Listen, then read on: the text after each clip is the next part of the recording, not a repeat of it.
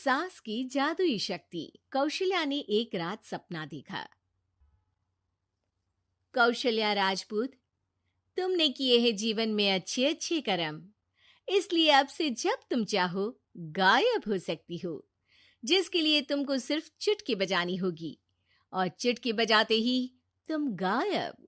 बस एक बात का ध्यान रखना, जहां तुमने कोई गलत काम किया तुमसे ये शक्ति वापस ले ली जाएगी।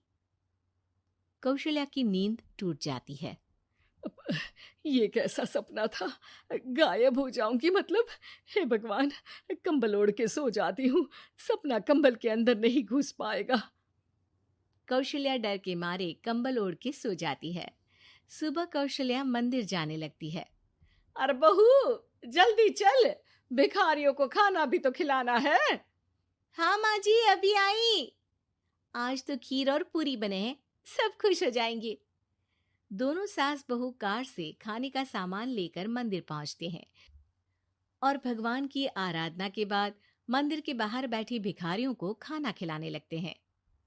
दीदी, आप हर हफ्ते आते हो, इतना सारा करते हो हम लोगों के लिए। मैं आपके लिए रोज अलग से दुआ मांगता हूँ। ये तो फर्ज है हमारा। दीदी, थोड़ी पैसों की मदद हो जाती तो अच्छा होता। बड़े चौराहे पे मेरी बीवी भीख मांगती है, उसका इलाज करवाना है, 100-200 रुपए लग जाएंगे। कौशल्या उसी वक्त भिखारी को 500 का नोट दे देती है और दोनों सास बहू वहां से लौटने लगती हैं। तभी कौशल्या को कोई शंका होती है। अब बहू रुक, तो मैं अभी आई। कौशल्या वापस वहीं जाती है तो देखती है कि भिखारी वहां है ही नहीं। कौशल्या को रात का सपना याद आता है। वो चुटकी बजा के गायब हो जाती है और सीधे भिखारी के पास पहुंचती है, पर भिखारी को वो दिखाई नहीं देती। कौशल्या देखती है कि भिखारी उन पैसों से शराब खरीद रहा है और कौशल्या उसे वहीं एक चाटा मारती है। अरे कौन है बे? एक और चाटा पड़ता है। अरे कौन है? कौन है? हिम्मत है तो सामने आओ। भिखारी को झूठ बोलने पर तड़ातड़ चांटे पड़ते हैं। वो वहां से भाग खड़ा होता है। कौशल्या चुटकी बजा के वापस बहू के पास आ जाती है और मन ही मन सोचती है, ऐसे तो मैं कितने गलत काम रोक सकती हूँ, कितनी ताकतवर हूँ मैं, किसी को पता भी नहीं चलेगा। सासू माँ, आप क्या सोच रही हो? अब कुछ नहीं, कुछ भी तो नहीं। ठीक है, मुझे ना थोड़े पैसों की जरूरत थी। मेरे कजिन भाई है ना, उनकी तबीयत थोड़ी इधर उधर हो रही है। वो तो खुद से नहीं कहेंगे कि पैसे दे दो, पर बहन होने के नाते मेरा तो फर्ज बनता है ना कि भाई की मदद करूं। अरे हाँ हाँ, ले जाना पैसे। पैसे इसीलिए तो कमाते हैं कि जरूरत में काम आ सके। घर पहुंच के कौशल्या अपनी बहू को 10,000 रुपए दे देती है। कब जाएगी तुम मायके? अम, कल शाम की ट्रेन है। दोनों काम में लग जाती हैं। तभी काम वाली दीदी वहां आती है। आज ना मैं आप लोगों के लिए पनीर बनाऊंगी।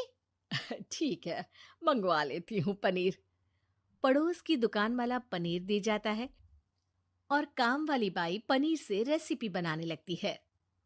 आज अपनी सुपर पावर काम वाली बाई पे ट्राई करती हूँ, देखूं तो सही किचन में करती क्या है ये। सास चुटकी बजा के गायब हो जाती है और किचन में पहुंचती है। बाई को खबर भी नहीं है कि कौशल्या भी किचन में ही है। आज तो मैं भी पनीर की सब्जी बनाऊंगी रात को अपने घर, और थोड़ा सा घी भी रख लेती हूँ। वैसे भी कौशल्या बुढ़िया खा खा के मोटी हो गई है। कौशल्या बाई की चोरी पकड़ लेती है और गुस्से में बाई की चोटी ऊपर उठा देती है। बाई को समझ भी नहीं आता कि उसकी चोटी खड़ी कैसे होगी। वो डर के मारे चीख पड़ती है। बहू भागते हुए किचन में आती है। अरे क्या हुआ? ये तुम्हारी चोटी खड़ी कैसे है? करंट लग गया है क्या? पता नहीं, शायद किचन में ना भूत है। बाई वहां से भाग खड़ी होती है और कौशल्या चुटकी बजा के अपने कमरे में टीवी देखने लगती है। बहू वहां जाती है।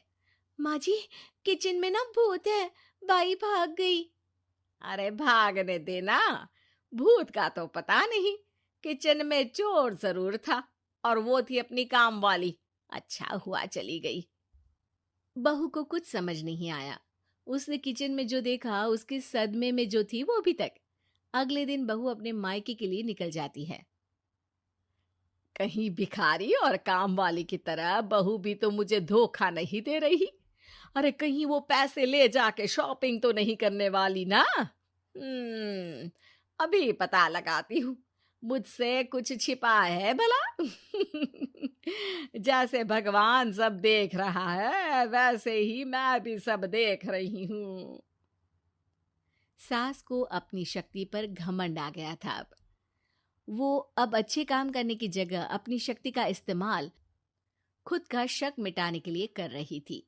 वो चुटकी बजाती ही बहू के मायके चली जाती है। भैया, आपने बताया क्यों नहीं कि इतनी तबीयत खराब है? अरे तेरी सास बूढ़ी हो गई है, इतना भला काम करती है, उनकी मदद कौन करता है? यहाँ तो और भी लोग हैं ना। भैया, मेरे पास कुछ पैसे हैं, आप दूसरे डॉक्टर को दिखा दीजिए ना। अरे मुझे लगता है कि मेरा टाइम आ गया है, मुझे जाना होगा। कमरे में भाई की आत्मा को लेने यमदूत आ चुके थे। कौशल्या भले ही किसी को नहीं दिख रही थी, पर यमदूत ने उसे देख लिया। यही आत्मा है शायद, परछाई दिख रही है, पहले ही तैयार खड़ी है। अरे आप कौन हो? यमराज का नाम सुना है? हैं? आप यमराज हो क्या? नहीं, हम उनके यहाँ जॉब करते हैं, आत्मा उठा के ले जाते हैं डिलीवरी वाले। चलो अब तुम्हारा टाइम पूरा हो गया। अरे आप शायद ना वो बिस्तर पर पड़े आदमी की आत्मा को लेने आए हो। मैं तो बस यहाँ देखने आई थी कि मेरी बहू कहीं मुझसे पैसे लेकर शॉपिंग करने तो नहीं चली गई ना। मतलब तुम्हारे पास शक्ति है गायब होने वाली? हाँ।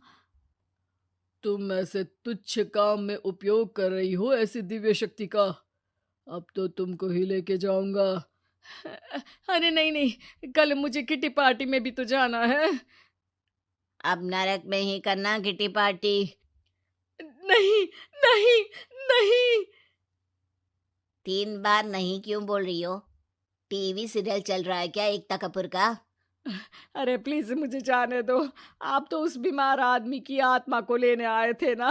गलत डिलीवरी करोगे तो यमराज डांटेगा ना। बात तो सही कर रही हो, पर हमको उस पे दया आ गई। अभी उसकी उम्र ही क्या है, पर कुछ तो लेके जाना पड़ेगा ना। एक काम करो, अपनी शक्ति दे दो, गायब होने वाली। हैं? अरे क्यों? तुम पृथ्वीलोक का भ्रष्टाचार रोक सकती थी, चोरी रोक सकती थी, अरे कोरोना रोक सकती थी, पर तुमने अपनी बहू की जासूसी करना शुरू कर दिया। अरे लेकिन किंतु परंतु। यमदूत सास की शक्ति लेके वापस चले जाते हैं। कौशल्या की परछाई हवा से नीचे गिरती है और जमीन पे आते आते कौशल्या का शरीर सामने आ जाता है। अरे लग गई, कितने ऊपर से फेंका। माँ जी, आप यहाँ ऊपर से कैसे गिरी? अरे समधन जी, आप अचानक कमरे में। सब घबरा जाते हैं। सास बहू को सारी बात बता देती है। ये लो आपके 10,000 रुपये। आपको मुझ पे इतना भी भरोसा नहीं है?